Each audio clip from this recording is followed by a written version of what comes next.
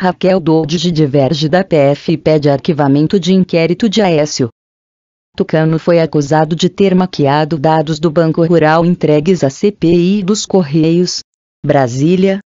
Por falta de provas, a Procuradora-Geral da República, Raquel Dodge, pediu arquivamento de inquérito aberto no Supremo Tribunal Federal, STF, para investigar se o senador Aécio Neves, PSDB Minas Gerais, atuou em 2005 para maquiar os dados do Banco Rural entregues à CPI dos Correios, que investigou o esquema do Mensalão.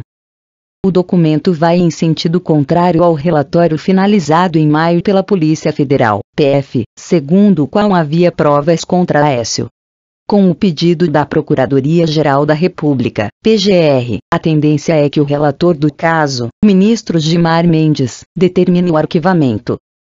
A investigação teve origem na delação do senador cassado Delcídio Amaral, que presidiu a CPI dos Correios entre 2005 e 2006.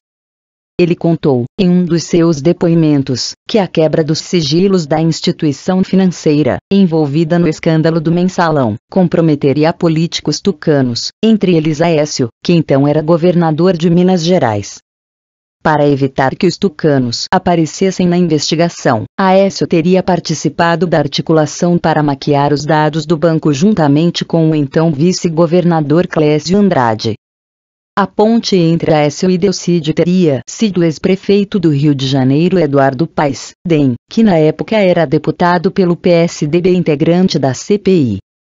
Quanto à suposta atuação de Paes como emissário do ex-governador, a própria PF já tinha pedido o arquivamento. Todos os acusados negam as acusações. A par disto, a autoridade policial não conseguiu identificar e comprovar a atuação deste emissário de Aécio Neves e Clésio Andrade. Por isso, não se pode, livre de dúvidas, afirmar que a promessa de vantagem indevida ocorreu da forma como narrada pelo colaborador Delcídio Amaral.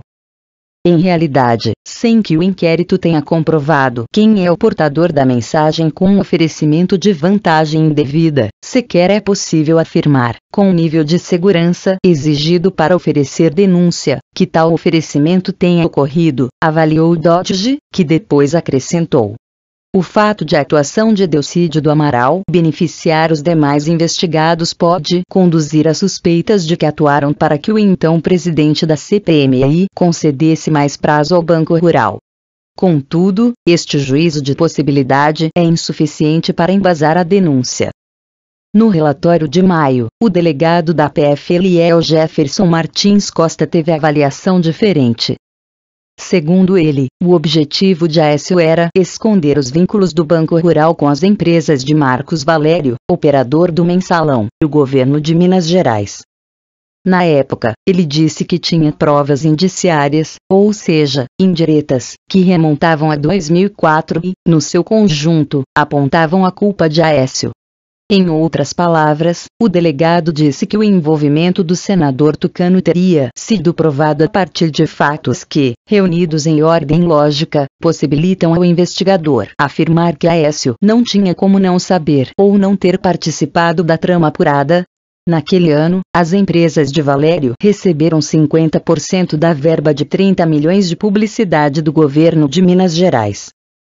Também em 2004, Eliel apontou um empréstimo fraudulento no valor de 700 mil contraído pela SMPB de Valério, junto ao Banco Rural. Os avalistas foram políticos tucanos ligados a Aécio.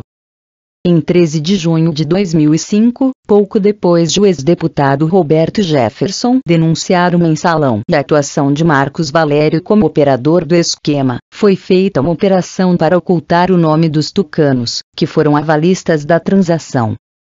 A maquiagem se deu, de acordo com o relatório da PF, com a prorrogação do prazo para que o Banco Rural apresentasse à CPI informações sobre os empréstimos contraídos por Valério, que levou à exclusão dos nomes dos fiadores da operação. Aécio teria atuado para que Delcídio aprovasse o novo prazo para o banco prestar informações.